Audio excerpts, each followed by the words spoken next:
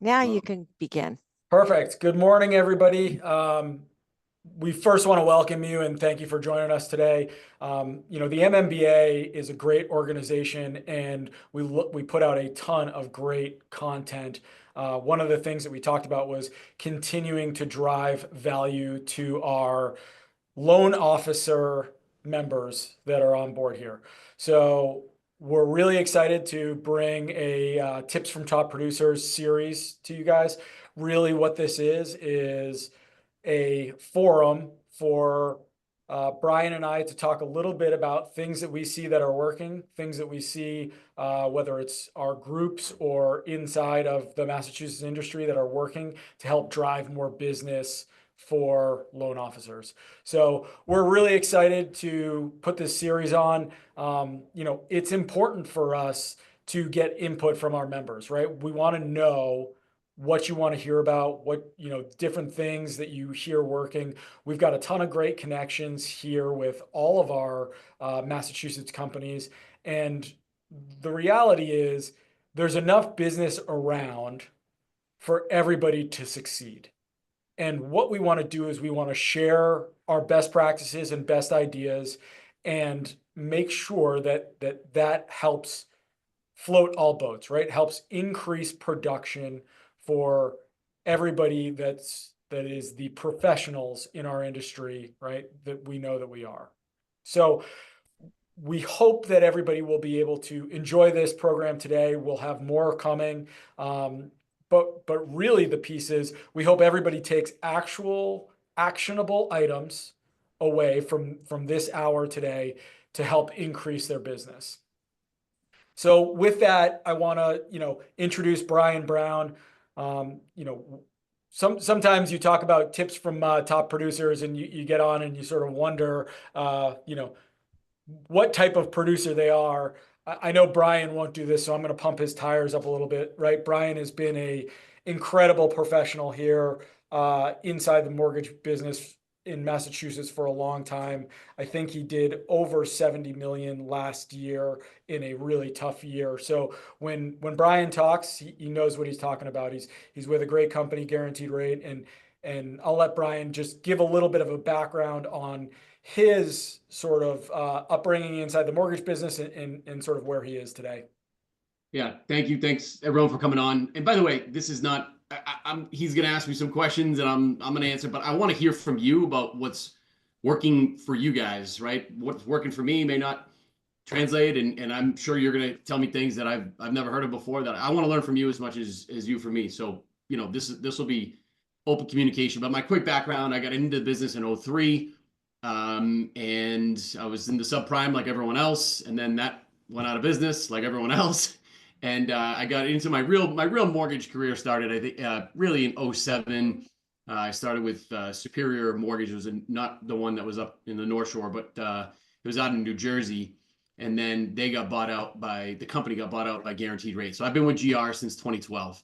That's just my quick background. I live in Hopkinton, 3 kids. Coach football. I'm a Bentley guy. If any Bentley people out there. So yeah, that's my quick background. Awesome. And for people that don't know me, I'm Ryan Hayes. I was the chair of the Mass Mortgage Bankers Committee last year. I've been involved in sort of every side of the mortgage business. I like to joke around that I was born inside the mortgage business. My dad had a mortgage company when I was a kid, so if I wanted to go to the movies in middle school, I'd have to copy files and 2-hole punch things to get put together, create some application packages, things like that. So my career has taken me from Leader Bank to Salem 5, where I did sort of everything from capital markets to regulatory compliance and operations, over to Mortgage Network, dealing on the sales side. And Mortgage Network was acquired about 2.5 years ago by Movement, and I am a regional currently for Movement Mortgage. Our group in New England is about 200 people in terms of sales and support staff. That group together did over 2 billion in business last year in the New England market. So I get, and luckily I see a number of our loan officers on here. I get to work with a ton of great loan officers get to see a ton of really, really good ideas. And everyone's business is not the same, right? Different things work for different people. And I get to see sort of every shape and size of that, which is fantastic. The thought today is really touching on a topic that's sort of near and dear to both Bryan and my hearts, which is how to mine your own database to get leads, to make calls to referral partners. Bryan, I don't think people really understand all of the value that they have inside of their database of past customers. Would love to sort of hear how you think about your database of past customers. Yeah, so I have about 13,000 people in my database. And if you just think about that,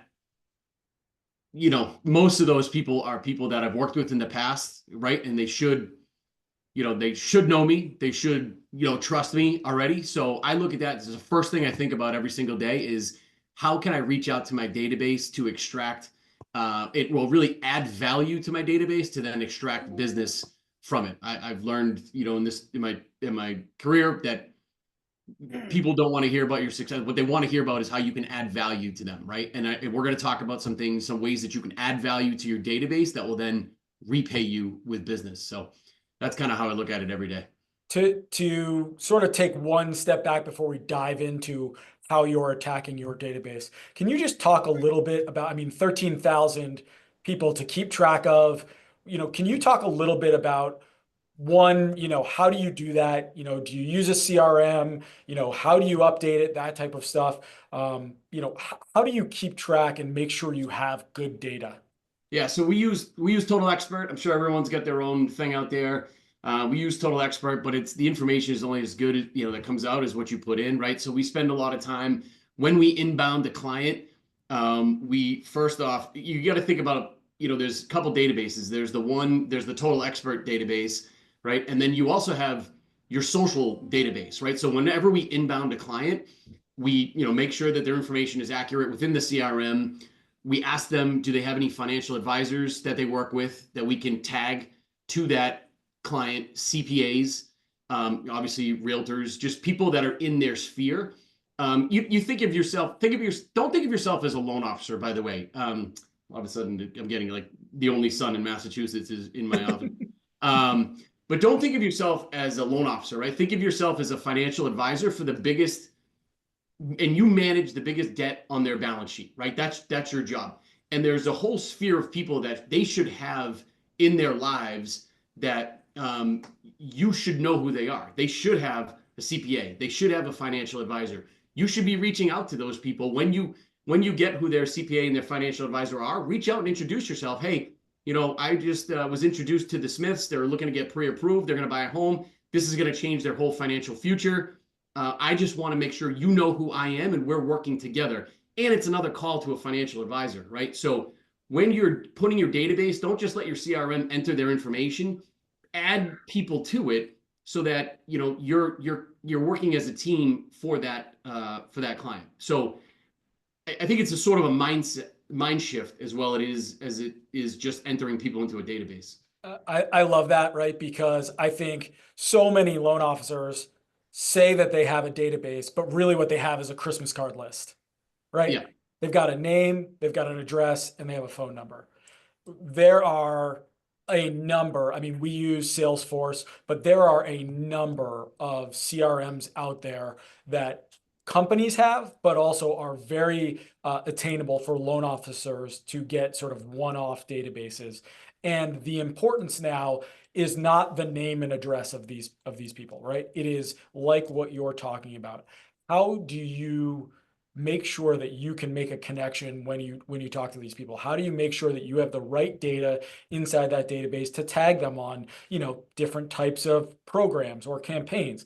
How do you know that person that you're going to call, that you had you may not think about this, but like you've served a very important purpose in their lives, right? Like you've helped them buy, whether it's their first home or a vacation home, something that's very important to them and their family, right? Now you deal with lots and lots and lots of customers. They only deal with one of you, right? So Right. things like their kids' names, things like their interests, all of that stuff, right, can be stored inside these databases so that when you call or talk to a customer, that you've got a little bit more information.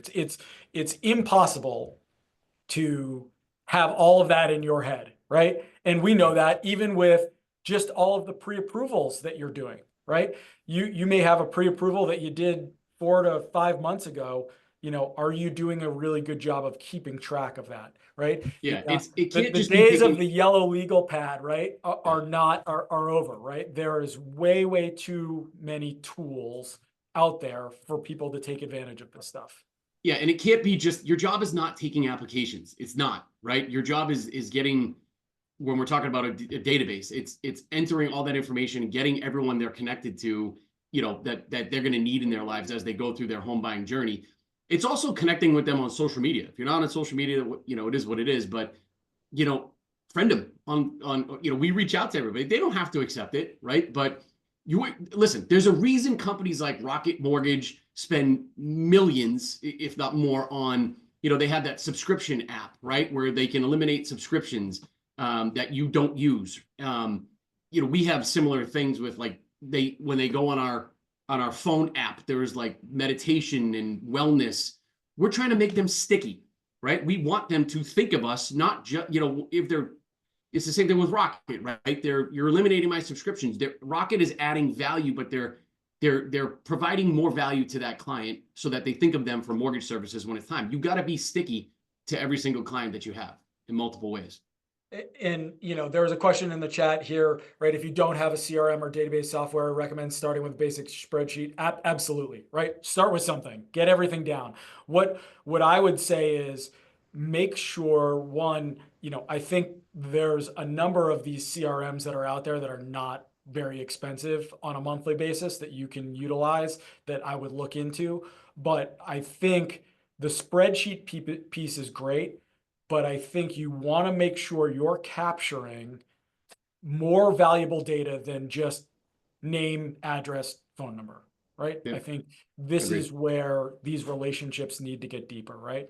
Yeah, And you talked a little bit, Bryan, or started to touch a little bit about, okay, now we've got a database, we've got some good data, we have past customers, you know, I love what you talk about, right? Like Bryan Koss, who's on here, who's a legend, right, has been around for a long time. He always, tells people you are the biggest debt manager, right? You are a debt manager. You are not a loan officer. You're a debt manager, right? And you can help financially these people. The question is, how do you stay in front of them? Okay. So you want to touch a little bit, because we talked a little bit about this, which is just, you know, these are the easy calls to make, right? Like they're these are fun. the warm calls, right? Yeah, We talk about call reluctance, we talk about getting out there, cold calling realtor. Like, let's be honest, that stuff's no fun, right? Like it is a necessary evil, but it's not a lot of fun, right? With not a lot of success. These are warm calls. These people, unless something went really wrong with their transaction, which, hey, maybe you make a note in your CRM on that, but these are warm calls, right? Like you got them into a house, you've provided them, steps onto, generational wealth journeys, right? I mean, this is something that's really important. You want to talk a little bit about, what it's like when you call these past customers, even ones that you haven't talked to in a long time. yeah. So, all right, yes, absolutely. So the first thing is birthdays, right? It's the freaking easiest thing to do is send a birthday text. And listen, the world is going to text. So I'm a big call guy. I've been doing this forever, and I grew up with hammer the phones, right? So I still do that, but the reality is most people just want to text, hey, happy birthday. Don't say anything mortgage related. I think mine is just a template in my phone, copy paste, boom, you're done. So our CRM tells us every day who's got birthdays, copy paste, boom, send it out. Takes 30 seconds, right? It's so fast. Then you have the loan anniversary calls. You should have loan anniversaries, hopefully every day or every other day or, whatever. So do yourself a favor, look up their value, what it is now and what it was when they closed. It's going to be higher. Everybody loves to hear how much equity they have and how much their home is now worth. You're basically calling somebody saying, hey, this is Bryan Brown. I helped you, close your home 3 years ago. Most of the time, you're going to be leaving voicemails. But in the event that you call them, I'm just reaching out. It's your anniversary. Just wanted to call, thank you, check in, see how you're doing. And by the way, your home has gone up $150,000 in equity. Like, are you blown away by that? And it just gets a great conversation going, right? And so I think you've got to approach it that way. It's value. I'm adding value. I'm telling you what your home is worth. That's awesome. Congratulations. And they go into it. Oh yeah, we did this, we did that. And then before you know it, you're in an easy conversation. And it's just, hey, just wanted to call. Thank you again for your business. If you ever need me, that kind of thing. And I don't make I'm not trying to sell anything. I do ask, are you doing any work to the property? And then we go down a road of, oh yeah, I'm looking to do this or that. And well, all right, well, listen, we have home equity loan options. If you ever need me, keep me in mind, that kind of thing. So, but I think at the very least, you'd be doing that. I know you're big, Ryan, on the month after call. I added that after talking to you, the month after closing call. Those have been awesome. A lot of times you'll get, hey, how do I make my first payment again? So you're adding value, right? They, for whatever reason, never understand that or see that at closing. So you gotta, you're adding value there. And then we do the annual review calls. I think that's the least you should be doing is that's 4 touches right there at the very least. Well, Right. I think it's such a good idea. I mean, we really push here. Like the month after call, I think is one that people just skip over, right? Like people are into their new house. They, there's such a rush. There's so many things going on when they're moving at closing. Oftentimes they're sending you an email asking about first payments anyways, right? So why not get ahead of that? Touch base, 30-day phone call, talk about it, provide their closing disclosure, right? How just so you know, you're probably going to need this for your taxes, things like that. Like again, these are value. And I by the way, think, sorry, there's a oh stat out yeah, there. I should have had it ready, but there's a stat that says that people spend it's more money on their home in the first like couple months that they're in it than any other time so you're getting them when it's probably like, oh, they got to buy all the lawn equipment and they just realize there's plumbing problems and hey, listen, if you need somebody good, a good plumber, electrician, I got all that for you. You're adding value and you're helping your database of tradespeople or whoever, so it's a I win-win. mean that's absolutely right. Like, so you're talking about, 1 month, 6 month annual phone calls. We really push hard. And one of the things that I've just found incredibly successful is doing an annual mortgage review, right? Like people who are buying these houses, they don't know that other people don't do this. They don't know that it's not, something normal to not get an annual mortgage review, right? They go to the doctor annually, hopefully, right? Like they take their car in annually or sooner, right? Like setting the expectation while they're during the process that, hey, we're actually going to review this on a yearly basis. Because again, sometimes it's people are very excited about going into the new house, but there's also a lot of anxiety, right, about it. And you talk about spending a whole lot of money right out of the gate, and they maybe had to reach for this house, right, maybe get a little bit outside their comfort zone. So talking about, hey, we're going to have a call annually to review not just what you have, but what are the other options out there and all that sort of stuff, right? And I think the biggest piece here is like, you just need to ask those questions, right? Like you need to, these calls are about just asking questions, right? Yep. And, this is where, and you touched on it, you have outside of just clients that you've closed inside of your database. You want to talk a little bit just about like who else is in your database? You talked a little bit about, plumbers and electricians and things like that. Now, those could have been clients, which again, can you imagine? Hey, I do a self-employed plumber. Wouldn't it be great if I have, somebody to refer to you? Of course, right? Is that providing more value? It's incredible. You want to talk a No. little bit about those type of people inside your database as well? Yeah, sure. Before I do though, one thing you should also be doing is like today. Today is a perfect example. Keller Williams has one of the best quotes ever for realtors, but I think it translates, which is don't be their realtor, be their economist, right? And it's an awesome piece of advice for agents, but it applies to us too. And be your client's economist. Imagine right now that your financial advisor called you and said, "Hey, you're probably seeing what's going on in the market today. I got you. Don't worry about it. Here's what it means. Call your clients. Here's what tariffs mean for mortgage rates. Here's what it's doing. Here's what you're seeing. And here's how it could impact the mortgage industry. Now you're good. You got a rate of 3%. We got you 3 years. You're all set there. But it's going to make things more expensive. If you need cash for anything, keep me in mind. I got home equity product. I mean, that's an us thing, but you can always make a referral if you don't do lines of credit or whatever.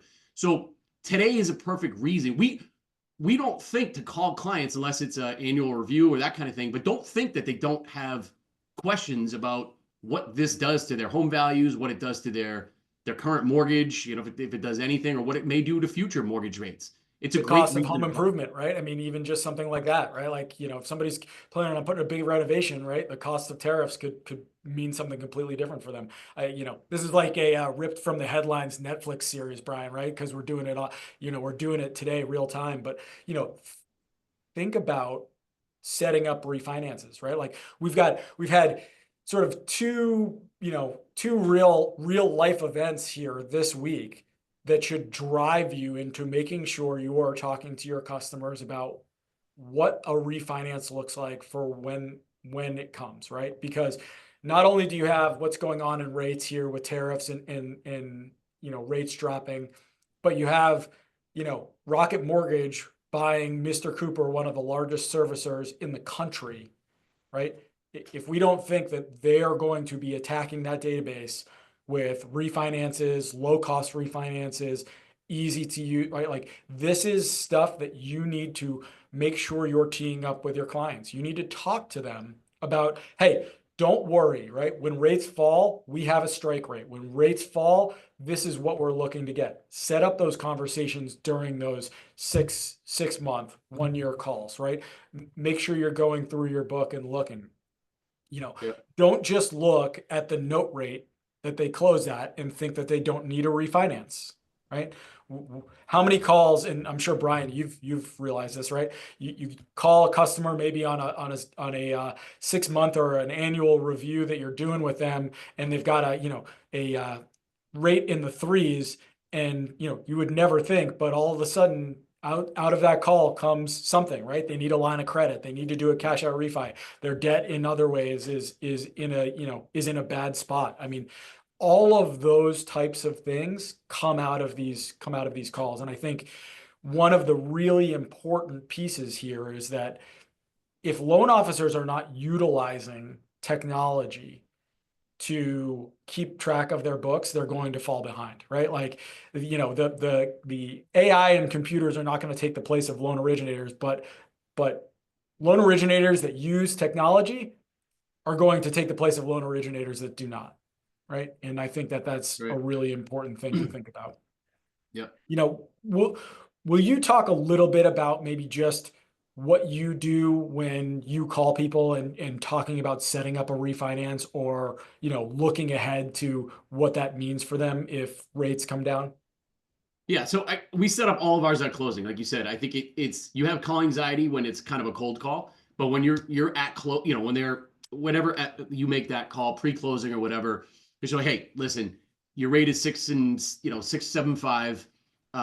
The expectation, Fed as inflation comes down, rates are going to come down. I am watching this thing like a hawk for you. I have a rate watch system that I keep an eye on every single day, and I will be proactively reaching out to you when it makes sense. I tell my clients, I will call you every time rates drop 0.25%. It doesn't mean you have to do anything, but I wouldn't be doing my job if I didn't at least let you know about where rates are and what that'll look like for you. What it prevents is them just going out there because their brother-in-law has a mortgage guy or gal, and you're toast.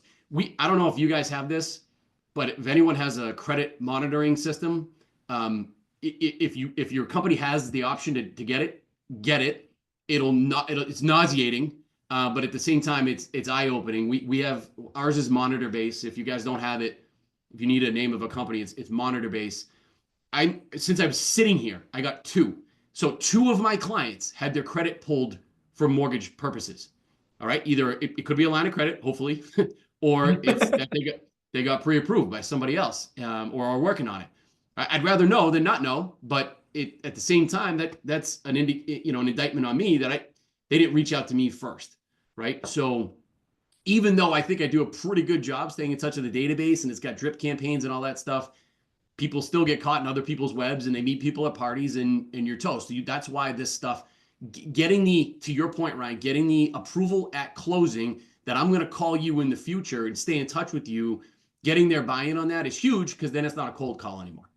Yeah, absolutely. And I think, right, like what we've seen specifically over the last couple of years here is a super volatile rate market, right? When we see these spikes go down lower, the loan officers that are prepared and have had these calls really capitalize and transact on refinances in a way that the loan officers that don't have the ability. Because, you know, we would love for rates to come down in like a nice gentle fashion, and we refi them and we refi them again and all of that, right? But that's just It's not not really. this is not the realistic, environment that we're in right now. So, I look at something like today, right, where we've got ourselves in position where, hey, look, there may be 3 or 4 or 5 refinances that are going to hit your strike rate today. Well, are you going to have all of those intro calls as to why they need to refinance today? If you've set that up, right, it can be a very quick call, a very quick text. Hey, rates are where we talked about, right? We're at our trigger rate. Let's go ahead and do this. Are you ready? That kind of thing, right? It, Yep. it allows people who have set these things up to really capitalize in a volatile market because look, you know, my background has a ton of capital markets experience in it. I've been wrong about rates every single day for the last 2 years, right?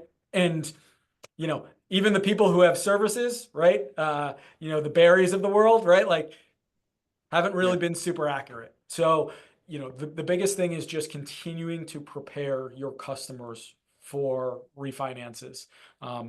Because somebody else is the other service, especially for people who are with organizations that sell loans, right? Like the servicers, they're going to try to protect that book and they're going to make outbound calls. So you've got to be ahead of that curve so that they know, hey, I'm not taking that phone call. I'm gonna go back and I'm gonna talk with Bryan.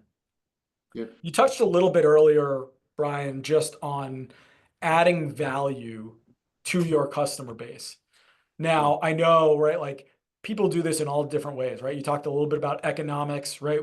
We know that people have newsletters, we know that people do social posts, but I think, you've even talked a little bit about, getting some of your other referral partners and doing some webinars, some educational Yeah. series for your clients. Can you talk a little bit about that? Because I think that's absolutely brilliant when you Yeah. talk All about it. right. So think about realtors for a second, right? Realtors spend their entire lives thinking about how they can stay in front of their database and adding value to their database. We don't do it at all. We spend our entire lives thinking about how we can get in front of realtors and get access to their database, right? So switch it though. So for me, my example, I have 13,000 people in my database, right? So I have 13,000 people that should know me, like me, trust me, whatever. Why not do a estate planning seminar for my database, adding value, right? So you could do anything, estate planning, financial advisor, doing a seminar with the financial advisor, CPA. Did you know that the Massachusetts ADU laws just changed? This is humongous. If you're not talking to your realtors about ADU changes, I've done it no less than 10 presentations to offices about the new ADU changes.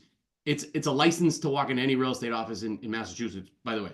That's a whole separate thing. But like doing an ADU law change seminar for your database. I promise you, people have heard about ADU law changes. They don't know what it means. And they don't know how big this change actually is. It's a great reason to put on a webinar for you. What does it take you? An hour? You send an email to your database and say, hey, this night I'm going to be doing a webinar on the new Massachusetts accessory dwelling unit law changes. Love to have you on and show you that what this can mean for you. You'll pack the house. I bet. And all you have to do is put it into Chat GPT and it's going to give you a great hook, right? Like, Yeah.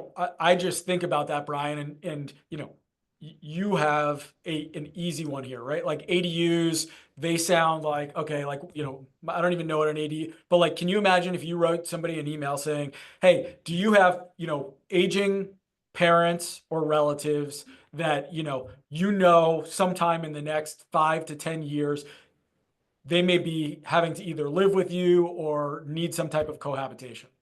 Yep. It's Like, awesome. Yeah. It's boom. yes, There's so many things you can do with that. Another add value. Steal this idea. It works, and I gotta even show you. So this helps your realtors, which helps you, and it helps your clients. So every week we reach out to our realtor database, and I'm sure, hopefully, you have a realtor database, and we reach out to it and say, hey, I need a property from you that you consider a deal, right? It's a deal for whatever reason. It's priced to sell quick. It's been on the market for a while, and they're considering whatever the case may be. Take that, have your realtor write it up as to why, two sentences, and then blast it out to your database. I got a deal of the week, right? And I'm gonna show you if I can hopefully do this. Yeah, all right, ready? I'm gonna share. So just so you can see when I think it's this one. Can you see my email, Ryan? It says mass deal of the week.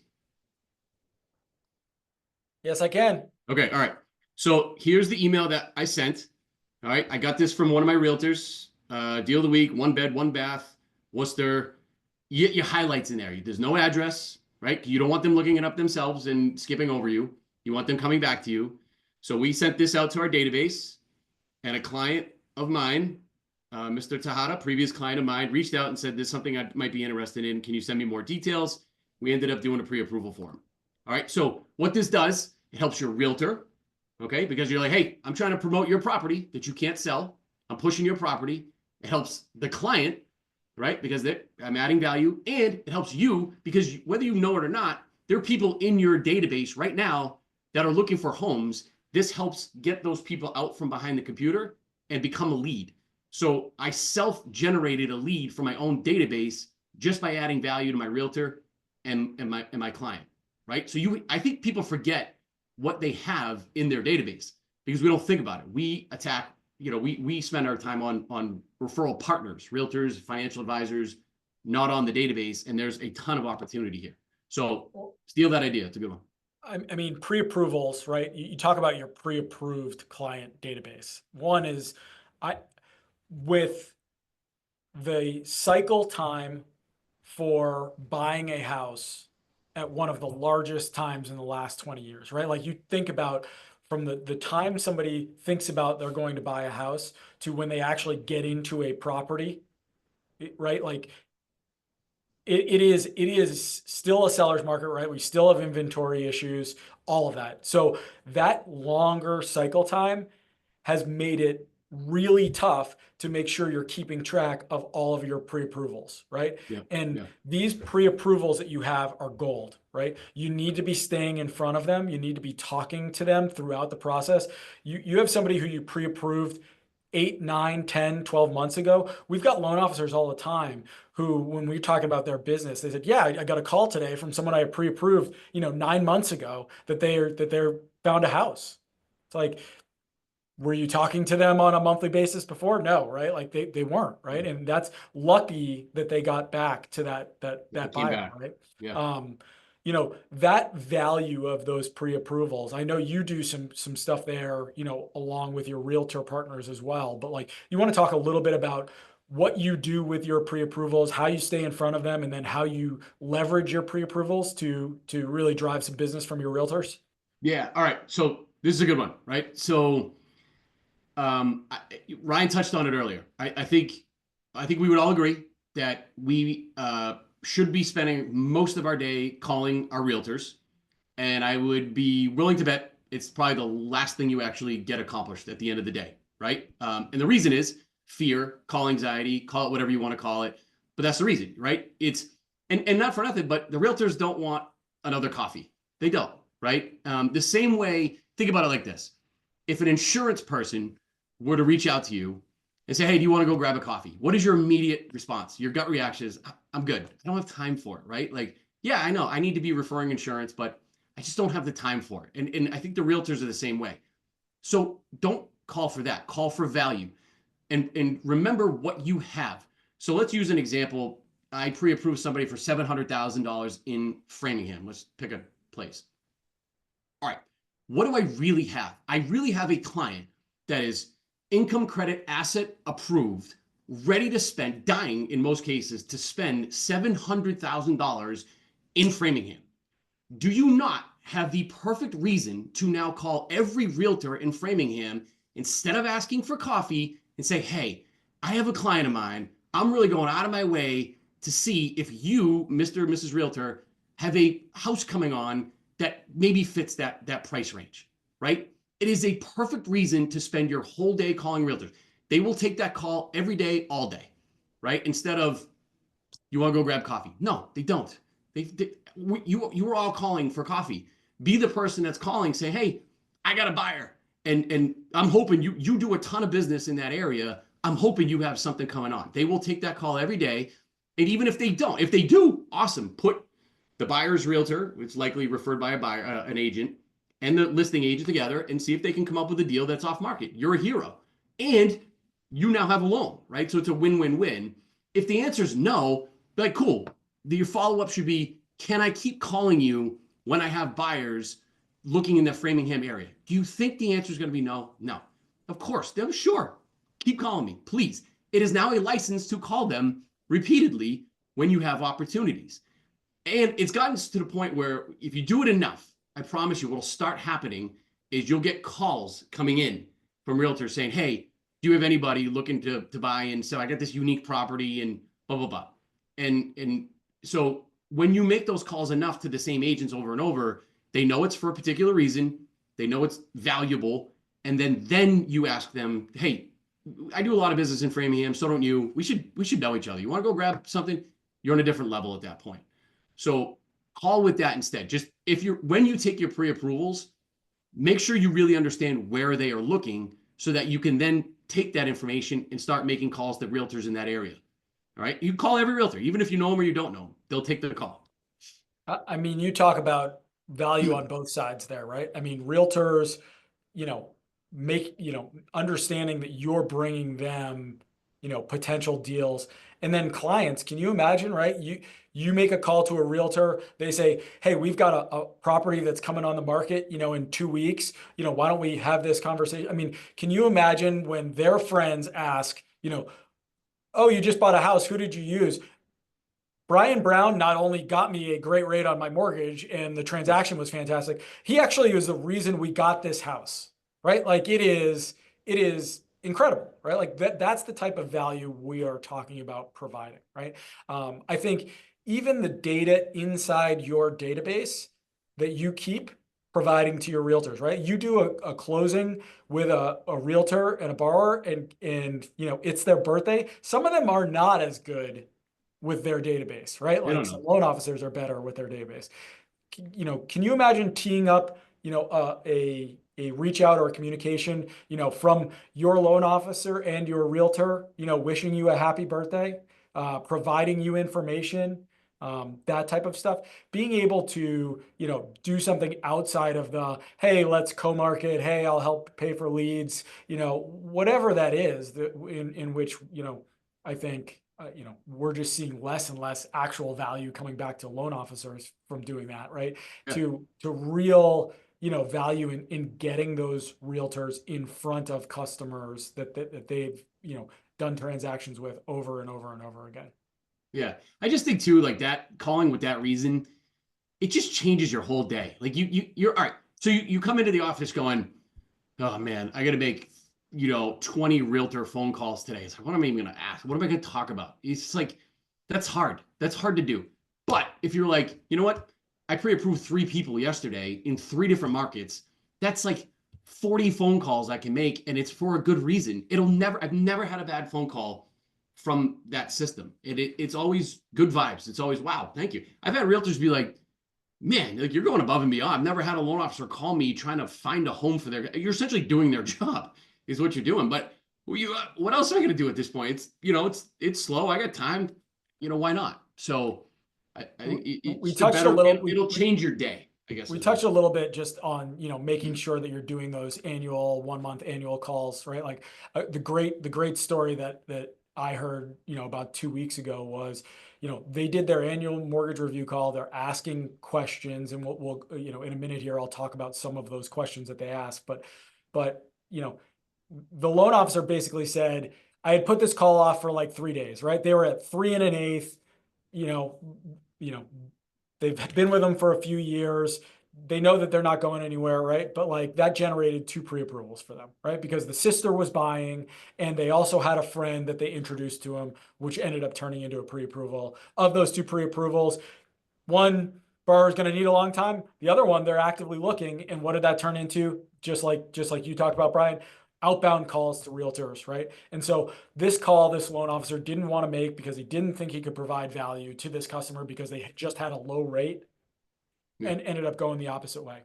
I think one of the other things that we do is ahead of these annual mortgage reviews, and this is something that a lot of CRMs can do, but you can do on your own as well, is send out a type of questionnaire, right? Ask some questions. And so like a couple of the questions that we ask that lead to great conversations, and you can do this on the phone, over text, you can do it with an email ahead of time, but talking about how they feel about their mortgage payment, right?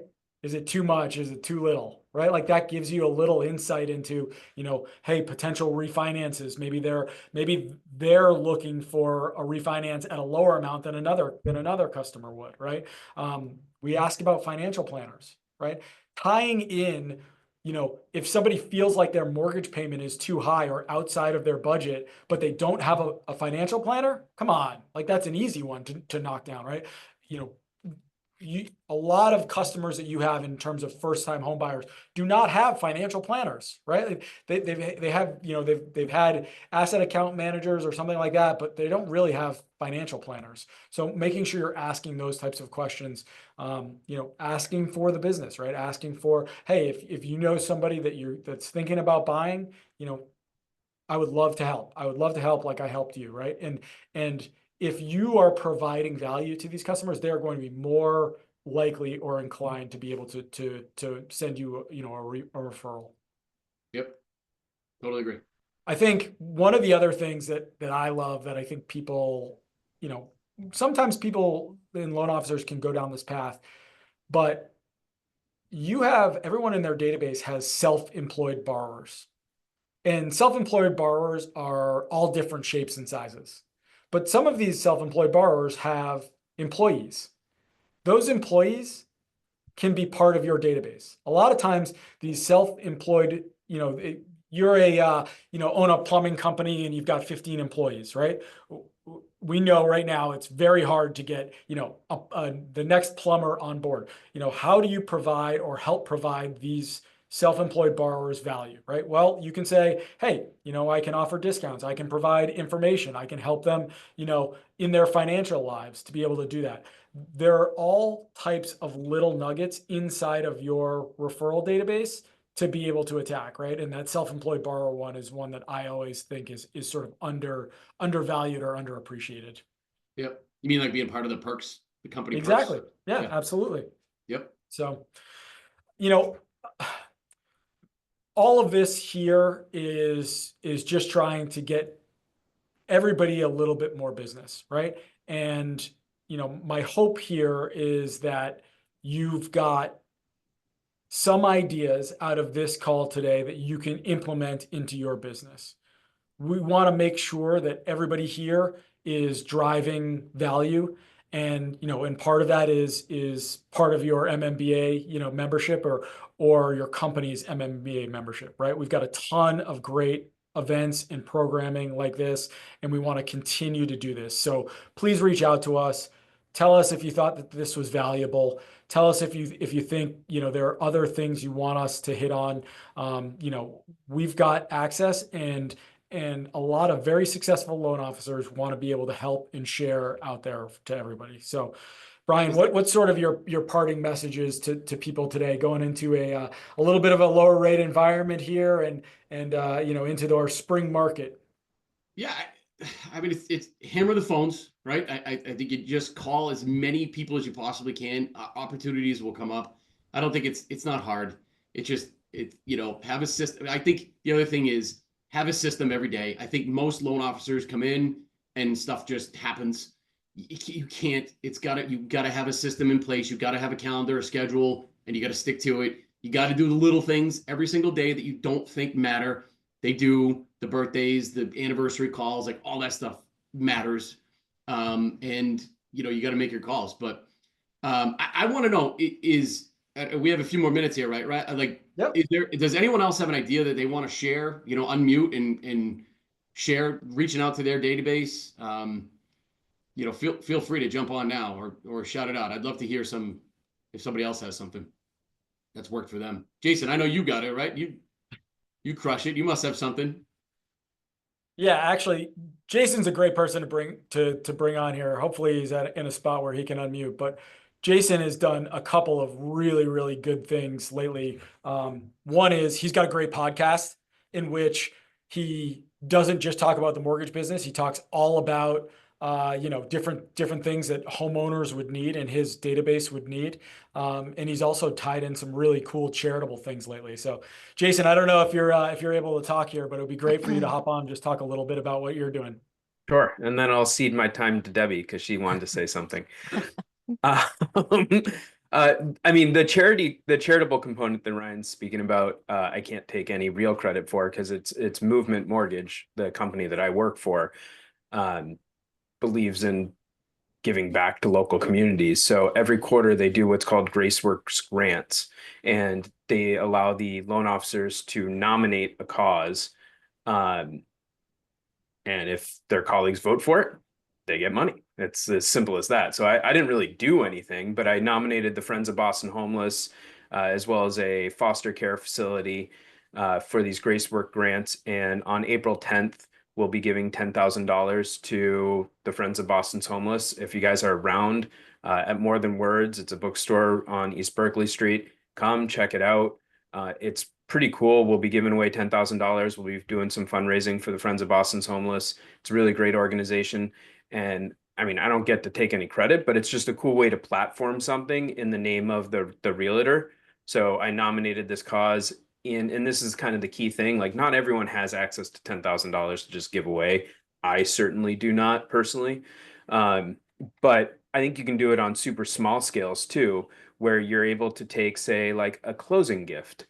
And instead of giving, a bottle of wine and, a bunch of stuff that ends up adding up to 40, $50 or whatever, I mean, make a gift, right? So like, hey, this realtor is really passionate about diabetes research. And so every time I close a loan with this person, I'm going to give $50 to diabetes research. Like, that's a simple implementable thing at any scale level, even if it's $20, right? Like, that's something that now you bind yourself with that realtor, that you can say you do, and then you're able to tell the borrower, like, hey, we're making a gift to this because this is something that they're passionate about. I've done it with clients too. Like, I had a client once whose father passed away during transaction, and I was able to give $100 to Parkinson's research, and that was their closing gift.